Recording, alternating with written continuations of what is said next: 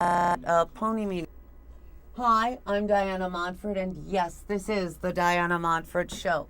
My guest is, well, what can I say? She's a world-famous sex columnist, a world-famous author, the dean of the School for Boys Who Wish to Be Girls, and she is, the greatest gift Greece gave us since Plato. Athena. Yes. Anyway, our very own homegrown, New Jersey-bred, Greek-American Aphrodite, Ms. Veronica Vera, who's going to tell us all about her truly amazing life and exploits and how she's worked her entire life to liberate us all from the shackles of convention, of repression, yes, from all sorts of things that we need to be liberated from. My guest, the one, the only, the famous Ms. Veronica Vera, and I'm so happy to have you on the show. Oh, thank you. I'm so happy to be here, Diana. Okay, now, now where do we start? Where shall I start? Yes. How does a nice Greek-American girl from New Jersey wind up a world-famous sex symbol, sex columnist, sex person? Well, actually, I guess I always say that my Catholic education inspired me. Yeah, me too. I was a dominatrix for that very reason. Well, doesn't that go along Stations of very the well? Cross. Yeah, it goes very well with the darkness of the confessional. So I was a very repressed little Catholic girl, and I really wanted to explore my own sexual issues, and the perfect place to do that, which I didn't realize at the time, but the perfect place to do that was in the commercial sex industry. I came to New York actually to be a writer. And the only person I knew who was making her living as a writer was editing Penthouse Variations. Her name was V.K. McCarty. And so this was around the time of Plato's Retreat, and we'd partied together. Mid-70s? Late 70s, yeah. And so she suggested that I come up to the magazine and write for them. And I wrote my first story about a man's experience with oral sex. Giving, receiving, or? Giving. I had worked in Wall Street for a short time before, for a few years. Talk about oral sex. Yeah. That's right. And so I based it on men that I knew in Wall Street. God love you, dear. Heaven help a working girl on a night like this. Right. Yeah. Actually, Wall Street was where I learned that sex was a commodity. Because sex was used to turn guys on. It was used to, get business. But anyway, so I wrote this story, and they bought it. Variations bought it. And then that opened up a world to me where I met different people who were exploring sex from a very idealistic and artistic point of view. So I became friends first with Annie Sprinkle. Who's great, who's brilliant. Yes, brilliant, and also very, very into liberation and exploration. And so we became She scares buddies. even me. She's that advanced, and boy, that's not easy. So, and we started just making magazines together, and also in my career in commercial sex, I really had a lot of amazing experiences because Annie and I became best friends. I started before I made my first X-rated movie, which I made with the great director Gerard Damiano. So I feel like Mr. Deep Throat. That was a terrific start. Did he direct that? Yes, he did. And you're a former porn star? Yeah, I made a few movies, not really a lot, maybe a half dozen. I made also some kinky videotapes with my good friend Mistress Antoinette in California, who published Reflections. These were all like steps along the way for me. And I also modeled for Robert Mapplethorpe. I collaborated with Mapplethorpe early on because I wanted to create sexual images, and I saw his work in the Village Voice, and I thought, he can make good pictures of sex. And so I sought him out, and so we collaborated a couple of times. So this was before I actually made movies. I worked with a couple of art photographers. And then I made my first movie, and that was really like my baptism of fire, and that was Consenting Adults. And then I started writing. I had columns, a column every month in a magazine called Adam, and other articles in other magazines as well, in the different Penthouse magazines. And I explored New York. It was called Veronica Vera's New York. Actually, my columns are now part of the archive of the Museum of Sex, and they used it in forming that museum. So I explored people's sex lives. I went to the show world, and I worked in the booth for the afternoon and interviewed all the people who worked there. You worked there to experience gather it. material. Yeah, right. to see what it was like. In other words, men would, how to put this delicately, would play with themselves while looking at you. That Yes, kind of thing. yeah, I was like a booth baby for an afternoon, and I mean, you do that, and you want to see how many coins you can get them to drop into that little slot. Well, how long do they have before it's coin time again? I think they got like 90 seconds. I think it was about a minute and a half. And that's not with one hand. They're putting That's coins right. in, and And it was those cute little coins. Can with they the chew gum at dancing the girl. same time? Yeah, yeah. And it was interesting, the different men. But so I wrote all of these articles. What kind of men? Well, in one article I wrote about, there was one college boy who just wanted to come in and dance. So he was really kind of hard work. Then What? Dance? dance, just dance. And you're watching him? Yeah, and I was dancing with him too. Oh, I see. And then there was in other words, he wasn't masturbating. He was just no, he dancing. was dancing. Yeah, I think he masturbated at the very end. But mainly he I guess spent most of the dancing time. turned him on. It turned him on, yeah, and maybe he was a little shy at first. Had to work up to it. Another Fred one. Astaire started that way. They say with his sister Adele, but that's another story. Whoa, Fred. Yes. There was another fellow who had a gold chain and was really really rough. And What does that mean, Rob? well, he was very crude. I mean, I don't expect to get flowers when I'm working in the booth for the afternoon, but he just kept saying, "Show me your ass, show me your ass," in a very gruff way. And I would have held up a mirror. Here's my fucking That's ass. Get out of here. You stole my line, because when I Take wrote your about fucking quarter and you get wanna out of see an here. asshole? Here it. Look in the mirror. Well, So, and then there was another old man. He was like 80 years old, and his thing, which doesn't seem so old now, actually. I know. I didn't want to say it, but yeah, I know. Oh, what time is it? Oh, God. But he had a very prestigious looking cock, and he would go around. A prestigious-looking cock? Well, yes. Maybe prestigious isn't word. What did he dip it in Formidable. purple Let's say paint? formidable. Oh, I see. Big. Formidable. Yes, and balls too. Well. And he would go around selling cheap lingerie to the girls who worked in show world. And actually, I bought one of his cheap little pieces, and it immediately exploded on me, in which he was very happy to see, because Did he give it to you for free, given that? no, but he gave me a very nice tip in the booth. So anyway. Was he circumcised? How did he give you a tip? Yes, Shut I up. used to be a stand-up comic, yes. A stand-up comic too. That too, yeah, oh, honey, I've done it all. So I met a lot of wonderful people. That was also when I got involved in the prostitutes' rights movement. And Pony. yes, The Pony Prostitutes of New York, yes. which anyone who's interested in, who's doing sex work or wants to support sex work or sex workers, can go to the Pony websites or Sex Workers Outreach online Can you get the and Pony find out more. website? I think it's Pony NYC. I'm not really sure what the exact website is. And now, when you say people want to support, well, what happens if, like, guys who just, oh, wow, I want to see some sex workers, yeah. They go to the meeting and, oh, hey, yeah, I'm sticking to the union, yeah. I do that so well, it's scary, isn't Well, it? people really can't just go to the meeting. They have to be screened. So they're very And careful wiped, about the yeah. meetings. And screened and wiped. So let's see, where are we? So now that's sex work. Also, I made an amazing trip around the world with the man who lived next door to me. He was an amateur photographer, and we went around the world to 16 different countries. And then he photographed me in places like the Taj Mahal and on top of the Himalayas and in sexy suggestive- outfits. oh, Yes.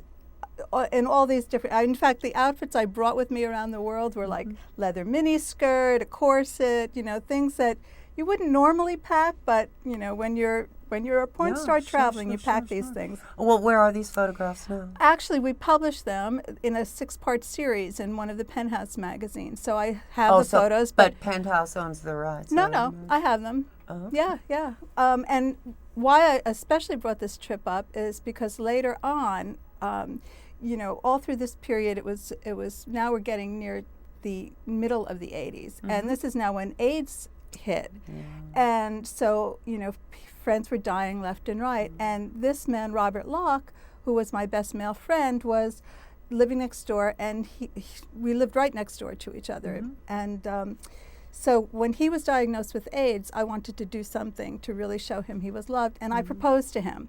So we had this wonderful wedding in the courtyard of our building. A legal wedding? A legal wedding, yeah. We were actually married, and I always say it was the best thing I ever did for anyone else, but it was the best thing I ever did for me too, because it was, you know, sometimes when you really love someone, you want to do everything you can for them. And I was able to really have closure with him, and we had this amazing wedding, and you know, he had not come out, you know, to his total family. His brothers and sisters knew he was gay. He was an Australian, so his parents were there in Australia, and I really wanted him to know he was loved. I think because he hadn't totally come out, he didn't feel so lovable. I think that stops people from really feeling love sometimes.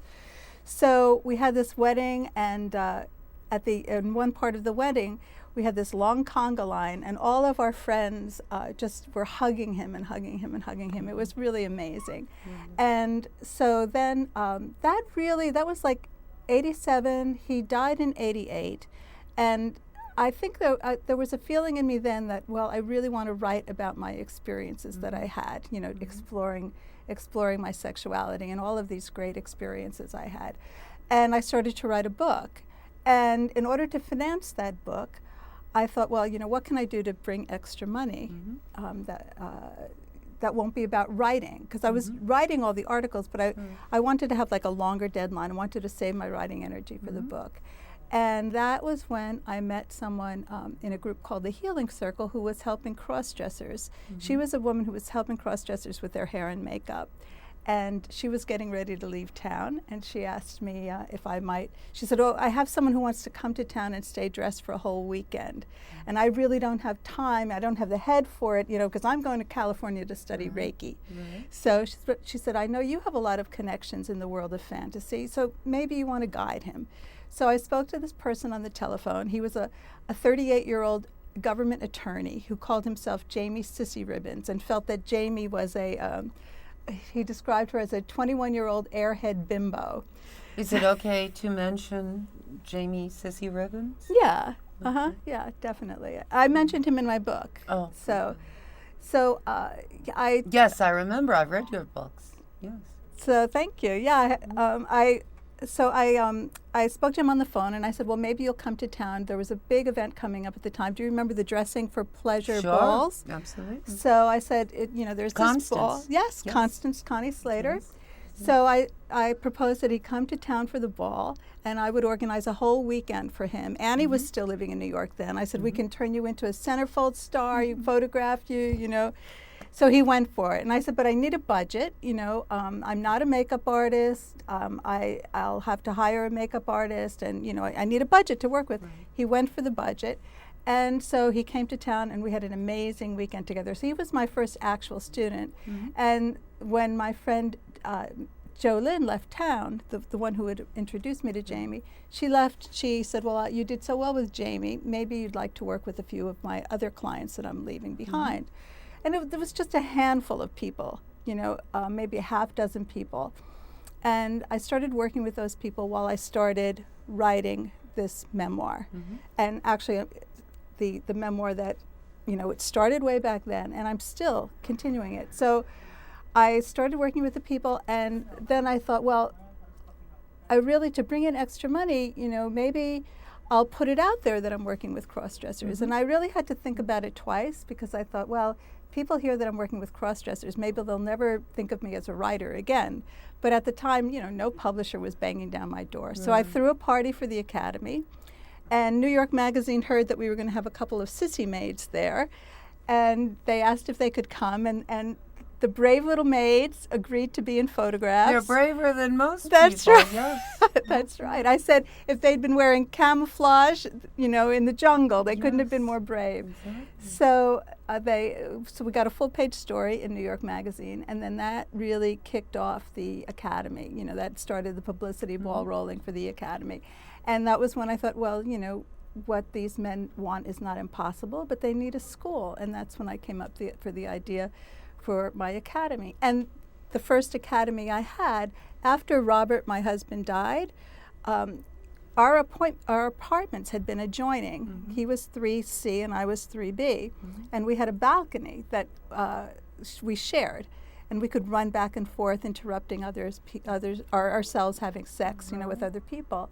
So when he died, someone said to me, "Well, you have rights to that apartment," and as his wife. Yeah, I was surprised, but I consulted a lawyer, and it was before real estate was really hot, and I was able to get the rights. So for the first 10 years, our academy was located in that studio, and I always thought of Robert as the guardian angel of the academy. So that's kind of part of the history, and now it's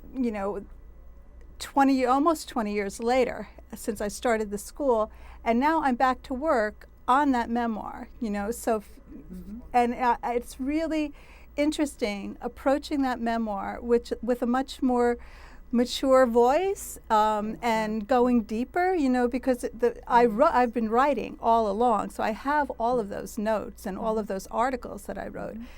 But now I can go deeper into each thing, and I'm finding out a lot about myself, and it's. What are you finding out about yourself? Well, I'm just looking at. I always thought that. I'm just finding out things like. Why? Why did I go in? Why did I become a porn star in the first place? And I thought it was kind of going against the repression, and also it was just fun. And it was really fun. It pays well, doesn't it? It certainly did pay well. It was when my first job in Wall Street, I was like working. First of all, I came to New York. I wanted to work in a publishing house. I failed every single typing test because in the 70s, when you came to New York, exactly, that was the only way. A woman was treated differently. Oh God, yes, absolutely. And you were expected to type. And I had done very well in school and in college, but I hadn't really learned to type. Excuse me. Many years ago, in the circa in the '76, I walked into Doubleday, looking for a job just selling books. I was 19. And I went to a person and he said, "Hello, may I have an application?" They handed me a credit card application. This was their mindset in those days, because then when I got downstairs, I looked around, I thought, oh, that's right, there are no female clerks here. It's like all studious guys with glasses and leather patches. And right. Even with, the first job that I had in Wall Street, I mean, the women's movement was really... it's gone through many bursts, but at that time, this was like very early 70s. I guess I started in Wall Street in '69, so this was early 70s. And I look back on that job now and think, oh, well, that was really sexual harassment. But at the time, I didn't even know the word. Well, it didn't. The term hadn't been coined. Yeah, so, as Gloria Steinem said, in those days they called it life. Yeah. Exactly. So, it's just really interesting. And I'm also finding as I write that it's really fun to, when I introduce someone, to describe exactly, like Marco Vassi, who was a great sex writer, really brilliant writer. But, these days not everyone will remember Marco. So it's really interesting to introduce him more and round out that, introduce him to people and go over that history. And I'm finding that the memoir is also a history. So basically, you're not only writing your own story, you're in effect the archivist for the sexual revolution of the late 60s, early 70s. The 80s, yeah. The memoir is just going to be the 80s, rather, it's not really going to cover the Academy because I've done 2 books about the Academy. Exactly, this will just be about the 80s. And more about you than about, in your Academy books, it's mainly about beauty hints and all that. Right. Whereas this is more about your life and how you saw things. Yes. At that time, going through this. I've thought about calling, one title I had was Learn from My Mistakes. but that panders to people who think your entire life is a mistake, young lady. No, you know what I mean. Yeah, I know. But I really feel like, I've led a charmed life and I've met some incredible people. Agree. I have too, and thank God for that. Yep, we're both very lucky, thank God. Yes. Yeah. No, God, did I say that? But it's so nice to be here. Well, thank you. It's so nice to have you here. It's really it's great to have you here. Now you How do you know what to leave out of an autobiography? Because so much of it involves other people. How do you know not to say, Howie Snodgrass from Westchester, Right. Well, that's actually one of the main things, to know what to leave out. And I'm still going on the first draft. I have really a lot done, but I still call it the first draft now. So there are things that I'm not going to talk about every lover I had. My main themes are going to be my sexual evolution, how I got from A to B to C, and also feminism is coming into it very much too. So well, you're one of the great feminists. I know some people might not agree somewhere with you. Betty Friedan is rolling around in her grave. Betty Friedan, I think, okay, I don't know about Miss Steinem, but I hope so. Well, to many people, you are one of the great pioneers of the feminist movement, the second wave of the feminist movement, because you basically said, this is bullshit. Fuck this. We're going to do what we're going to do. We're as human as men. We like what we like. Men like it. We like it. Everybody likes it. So. Right. And I'm really glad, there are women like Betty Dodson. I love her. She's been right? on. And, yes. Betty is... Self-pleasuring, exactly. Yes. And, early on, Betty, when NOW was first forming, Betty did this amazing slideshow at a huge NOW meeting. And people were appalled, actually. Yeah. No, well, she did... she showed artwork she did of women's vulvas, all different vulvas. And no, I think they applauded her. Yeah. Some people were appalled, probably, but she really got a lot of applause when she did this. The women's movement had to happen because it was also sexist in the late 60s. It was unbelievable. You couldn't live, you couldn't breathe, Yes, that's true. That's true. I mean, we look at these shows like Mad Men now, and this is giving us kind of an indication, Yes, but, I mean, when Joan isn't sashaying through the office being Miss Hottie, she's being denigrated by all men everywhere just for being a woman, So. And that there was a curious thing, like, if you were sexy, they didn't respect you. But if you weren't sexy, too bad for you, then you really were worth nothing. Yeah. So there was no way to... you couldn't win. You couldn't win. No, no way to win. You're sexy, they don't respect you. You're not sexy, you're less than sexy. Then, yeah. So, yes. So when will this memoir be coming out? Well, I mean, I feel like it's got a year of writing. I've got a year of writing to do, and then once you turn it in, it takes another year before it actually comes out. So, but the other thing is, it's possible now with all of the self-publishing, exactly. That I could, just say like, well, I'll just offer it to people. I'll publish it myself and offer it to people. Can you make any royalties that way? Well, you make more than royalties if you self-publish. Then you get, then you would Maybe you should. Yeah, it's definitely one way to go. I certainly would. And a lot of authors are doing that. And then if your book is successful, also sometimes a publishing house will pick it up afterwards. Exactly, but really, many great books these days. This is not the vanity press of 1900. No. Today, many of the great works that really do change everything are self-published. So it's not what it once was. No. Now, if people wish to contact you, how can they do that? Well, I have, they can contact me through my academy, which is www.missvera.com. So they can contact me through that. And I have a Facebook page, Veronica Vera, on Facebook. And let's see, I've just started a blog. I haven't put too many entries into it, but that's on WordPress. So Veronica Vera on WordPress. And those are the main ways. So the Academy, which is www.missvera.com, or Facebook and Twitter. And the Academy has a phone number too. It has a main phone number for information is 212-242-6449, and that's listed in the Manhattan directory too. We are not advertising, but many people ask Veronica Vera they ask questions about their own lives, about what they can do about this or that. She's a world-renowned columnist and author and advisor. Yeah, actually, in the Academy now, and this is for anyone, I'm also offering sex coaching for couples and individuals. But again, this is not an ad. What is that noise? I'm sorry, that's my whistling wizard phone. I didn't Shut it off. I'm Yes. sorry. It's okay. This It's is what sweet, isn't it? It reminds me of the Andy Griffith Show. And We're so wholesome here. yeah, and what exactly were Andy and Barney and Thelma Lou and Miss Crump up to? That's what, and little Opie. Unhand that child. Anyway, okay, and now he's a big producer. See, who knew? Who knew? Who knew? And and his partner produced, which one was it? I think the movie about Plato's Retreat. Brian Grazer, who's Plato's Retreat or Deep Throat. No, Plato's Retreat. Anyway, my guest has been the glorious and unique Ms. Veronica Vera, a thrilling presence here in New York and all over the world via the internet. She is truly irreplaceable and magnificent, and we love her a lot.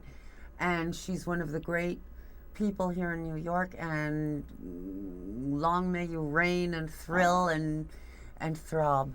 Anyway, my name is Diana Montford. My guest is the great Diana Montford. The pretty good Diana Montford. How do you know I'm great? Who told you? No. I heard. But yes, and I love you a lot. Even if no one else loves you, well, what the hell would they know? I love you, and that's what counts, kids. Because I love you a lot, and I want you to take really good care of yourself. And I will see you next time. And as I've said, my guest is the fabulous Miss Veronica Vera, and this show's going to be a keeper. I do believe someday social historians will look at this and to find out still more about you and your amazing life and your thrilling beauty and your awesome cleavage. God, I feel like an ad for Save the Children here. Anyway, I love you a lot. I'll see you next time. Bye, everybody. Bye. Have to hit that bye button. You know I hate to hit the bye button, but I have to. Love you. See you next time. Bye. So funny. I'm saying it. Well, I'll call you when it's over, and then we can decide. Okay, I think we have about another half hour to go. Well, actually, you have another, if you want DVDs, you have another hour and a half. Oh, another hour. Another hour and a half. Okay, all right, okay, bye. So, so I'd have to wait